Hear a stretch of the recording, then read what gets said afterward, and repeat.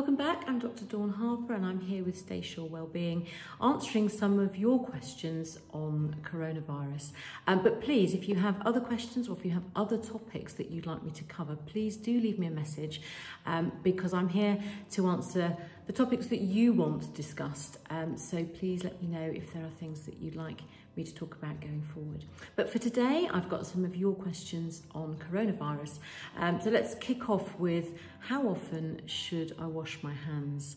Well, we're all certainly washing our hands a lot more. And of course, although we're doing that to protect ourselves from coronavirus, we are also noticing that we're getting less other infectious diseases, which is a really good thing. So I hope this is a habit that we will keep when we get out of this lockdown. Basically, I wash my hands always, obviously after you've been to the toilet and before eating, but I always wash my hands. The first thing I do is I wash my hands for 20 seconds when I come in from the house. I always wash my hands after I've opened any post or parcels. What we do is we unload everything, we unwrap everything, discard all the wrapping and envelopes and so on, wash our hands thoroughly for 20 seconds before then looking at the contents.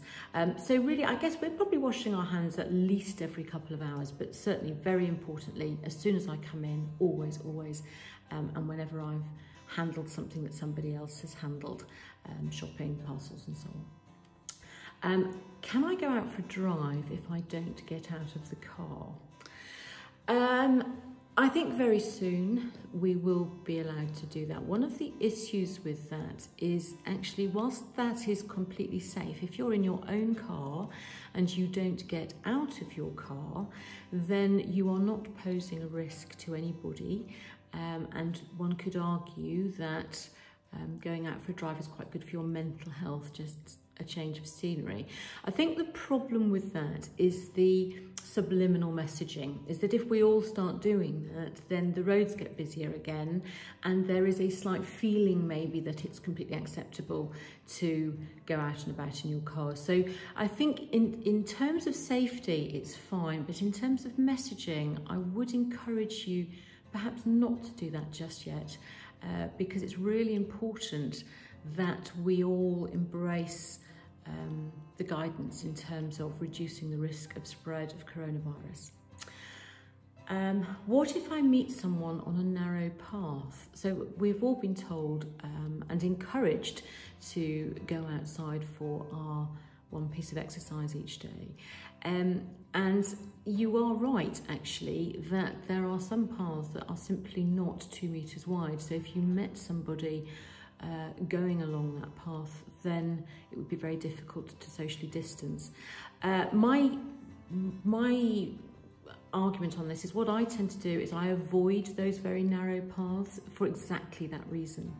If you can't, if in order to get out and about you have to go down a narrow path, then there may be passing spaces that you might be able to sort of go back to so that you are not too close to somebody. If you are, pass back to back so that you're not breathing over people. But wherever possible, I would try to avoid that kind of contact.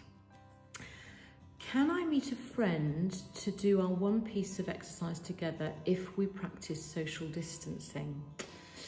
Okay, strictly speaking, that would be of minimal risk, but we are discouraging people from doing that. Just simply because if you're going for a whole period of exercise, you may not actually, with all the best will in the world, practice social distancing as completely as perhaps you should. And therefore, in terms of viral spread, if you are meeting one other person, you are effectively meeting everybody that they might have met. So yeah, I only go out to go to work or to go to do some essential shopping. But of course, if I then met somebody else and I've seen patients or I've been in contact with my staff at work, then that person that I meet with is effectively meeting all those other people. And that's clearly a risk. And so everybody's heard this R number. the transmission rate, and we've done incredibly well with lockdown at getting our to below 1, but I think we need to work really hard to maintain that. So I'm afraid for the time being, until we start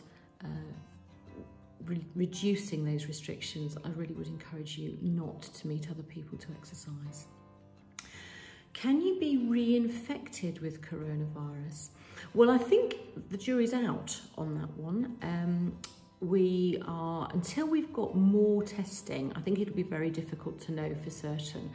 We have had some people who've tested negatively and then they've had the condition, they then seem to have cleared it and tested negatively and then tested positively. So those scenarios have happened, but what's not clear is whether that is reinfection or whether it's just that the original infection hadn't completely cleared. And we do know when we take swab tests from some people that in the early phase of the disease, they might test positive, and then as the virus goes down and settles on the lungs, they may test negatively, although clinically they still have the condition. So I think until we have a reliable antibody test, and until the current increase in swab testing is really established, it's difficult to be absolutely clear. We of course hope that having had the virus will confer some form of immunity, but that really is yet to be completely proven. And a question on vaccine rollout: when will that be available? And will those that are vulnerable or key workers be offered the vaccine as priority? Okay, well, there are lots of vaccine programs going on globally, and that's really good because they're looking at different sorts of vaccines. So some are looking at live vaccines, so they'll contain the virus, and others are looking at inactivated virus, which means that they might be appropriate for different people. It's being fast-tracked, there's no question about that, but I think, in all honesty, it is unlikely that we will have a fully functioning vaccine programme this year. And in terms of how it will look when it happens, I suspect that actually, yes, you're probably right. I would imagine that we will probably offer the vaccine first and foremost to those who are most vulnerable. And so those patients who are shielding at the moment are most likely to be offered the vaccine if it's appropriate for them first, and possibly key workers, and then it will be rolled out. But unfortunately, I would be very pleasantly surprised, but very surprised if we had a vaccine programme this year. For asthmatics that are high risk, would using a home nebulizer help if I got coronavirus? Right, well, if you have a home nebulizer, your doctor will have told you how to use it. It can be quite difficult for asthmatics because, of course, if you've got asthma, you will quite often get a cough and get wheezy and tight-chested. But in my experience, patients with asthma know their condition very well, actually, and they will recognise if things are different. I certainly wouldn't recommend that anyone goes out or buys a nebulizer online to treat symptoms of coronavirus. If you are that symptomatic, you really should be contacting 111 and asking for medical advice. And certainly if you're at the stage where you're thinking of using a nebulizer, you will be directed towards a healthcare professional and a proper assessment. So if you are an asthmatic who has a nebulizer at home, then use it as you would normally, but please, if you think you have coronavirus that is significant enough for you to be thinking about a nebulizer, you need to be seeking medical help. Is there anything I could have in my medicine cupboard to help to use if I get it?